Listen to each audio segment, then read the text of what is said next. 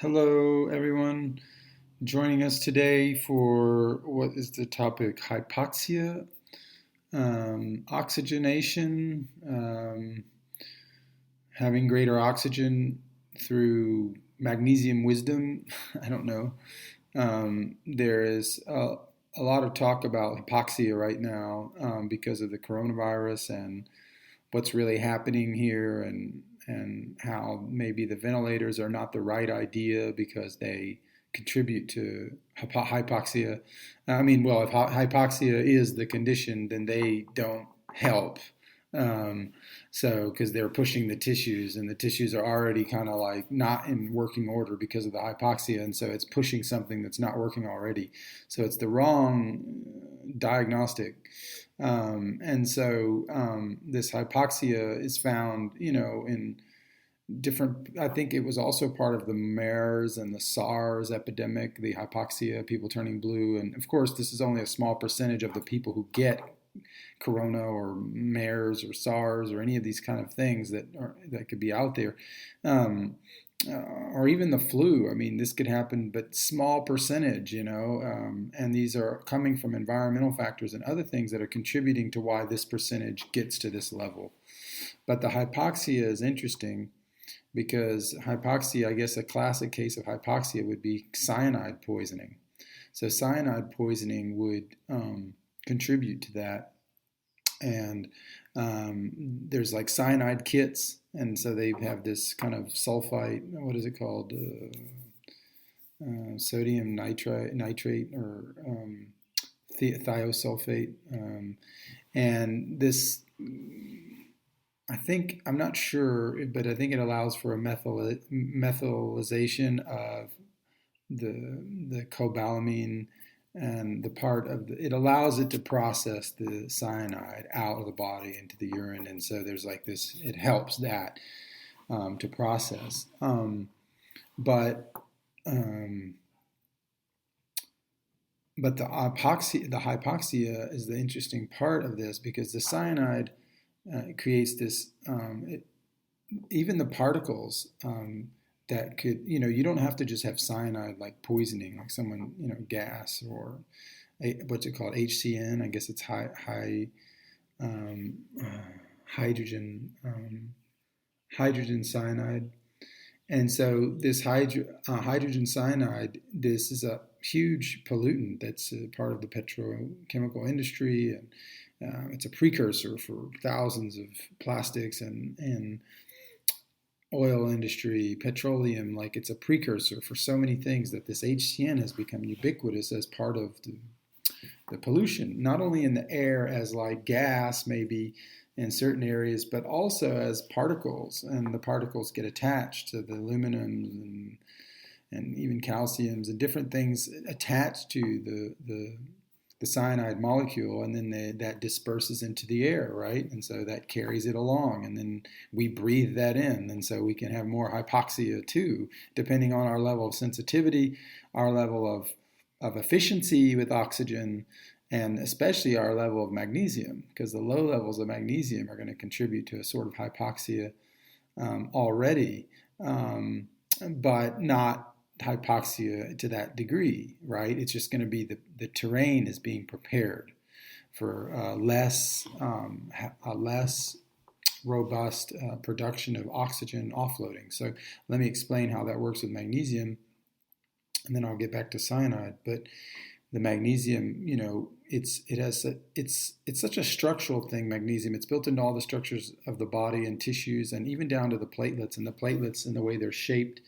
And so you can have these smooth platelets, but they're over smooth. They're too smooth.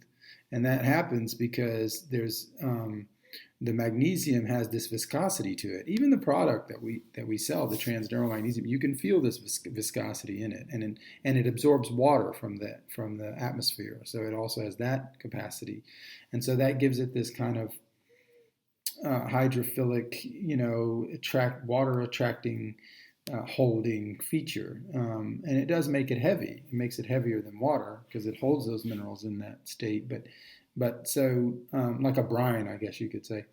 And so this kind of gritty structure, a little bit gritty, but kind of viscous. I mean, I don't know if viscous means gritty. It doesn't have to mean gritty, but there can be a connection there. And so this viscosity is completely reduced without the presence of magnesium in the cells, not only in the cell membrane. So then the cell membrane is not flexible enough. It's not flexible enough to be selectively permeable. It starts to rigidify without that viscous fluid, that thing there, and so that, or part of its structure. So then that creates more calcium molecules attaching to that without magnesium. So then that rigidifies the structure, and so the structure can't defend itself from that rigidification, or salt and, well, I guess salt and calcium just implode into the cells, and magnesium is the limiter of that. It helps to buffer that effect, and that's part of one of its jobs at the cellular level, is this membrane transport of sodium and calcium, and so it's a natural calcium channel blocker. So maybe a better metaphor is your teeth. Your teeth are part calcium, part magnesium, but the magnesium, it's in smaller amount, but it's also allowing it to be flexible, the teeth, and not just brittle. So as soon as something becomes brittle, it becomes permeable, because it doesn't have that softness and that coating, or whatever you want to call it. Now, the platelets can be over smooth. Like in leukemia, they're over smooth. They're too smooth. So that viscosity can disappear there too. It can have you would think smoothness and viscosity, same thing, but not really, because it can become too, like, almost dry smooth, where it's not. Once again, we're losing that quality. And so that quality and that magnesium has built into the structure itself of the creation of the tissue, but then also as, added to, because magnesium is used at so many levels at the cellular level. And so this allows for a kind of a lack of stickiness, because that would be too much, right? So, we know it helps thin the blood, magnesium, since, they used to give this for hypertension and things like that back before we had all these medicines. So we know that, and it has a dilative property.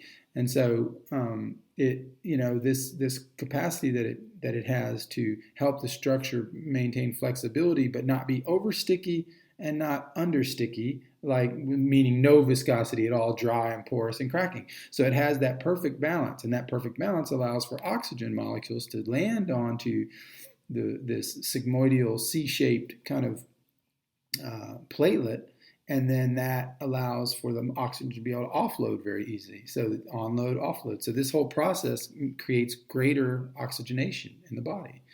And so if they're too sticky, and this happens, like, this is part of why everybody's on blood thinners and all this, it's like, then the offloading doesn't work well. And so the oxygenation process has been greatly reduced because of a lack of magnesium levels in the tissues. So we need high magnesium levels in the tissues. I mean, there's been studies done on cancer that they were showing that impaired membrane, the impaired membrane feature and flux, like changes in flux of cellular flux during cancer, of all sorts of cancer. I think this one was on lung cancer, but it applies to everything, because it's a cellular thing. And so this creates that problem. And so you have this lack of being able to, the cells become impaired in cancer, and then if you compare that to low magnesium cells in general without cancer, they also have that same problem with flux, and they have the same impaired membrane selective permeability, broken selective permeability capacity. They both have that same feature, whether it be the impaired membranes of cancer or the impaired membranes of low magnesium or magnesium deficiency. They share the exact same look. They look the same.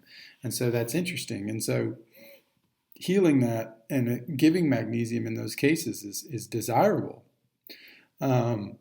So Of course, there's medicines that, don't want you to know about this, because then they'll say, well, then that'll start doing something well and it'll block the effect of our medicine. But the truth is they're just trying to keep that out, because they'll realize that if you were using the magnesium, you wouldn't have to use as much of the medicine.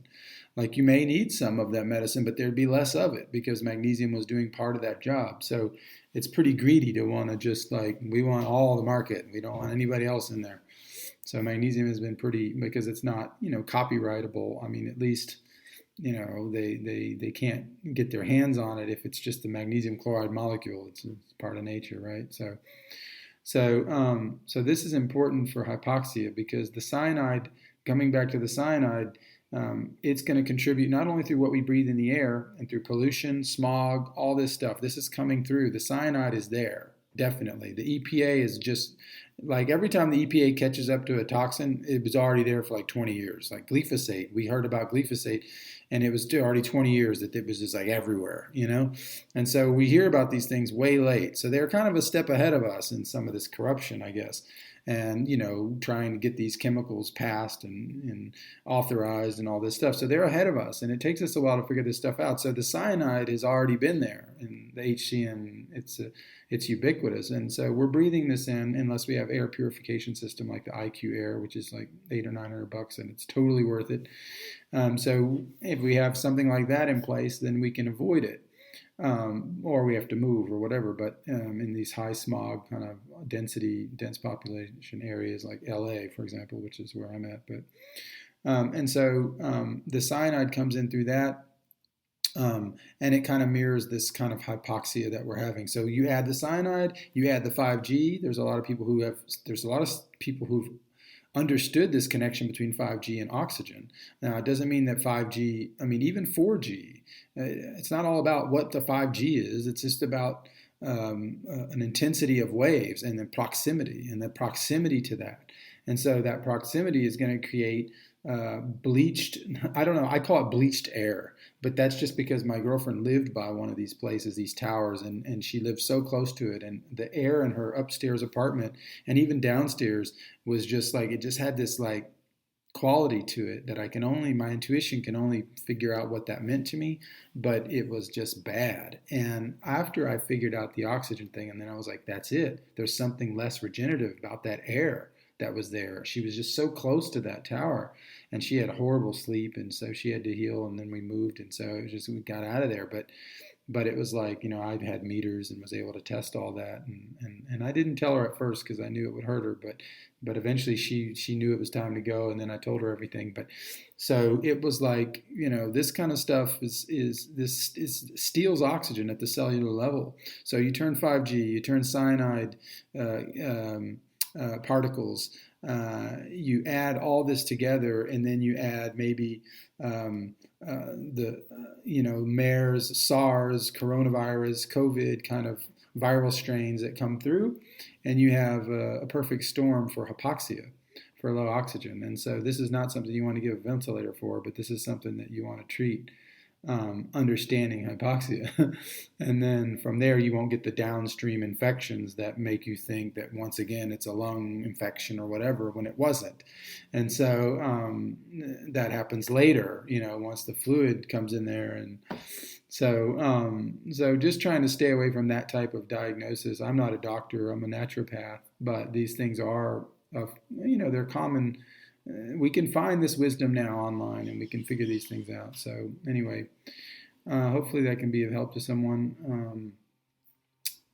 And as far as the magnesium goes, I would always recommend to do not get the fake stuff. There's some really cheap Zechstein products out there, marked Zechstein, and so we're trying to find the right stuff at the right price point. The right price point is about $3 a week.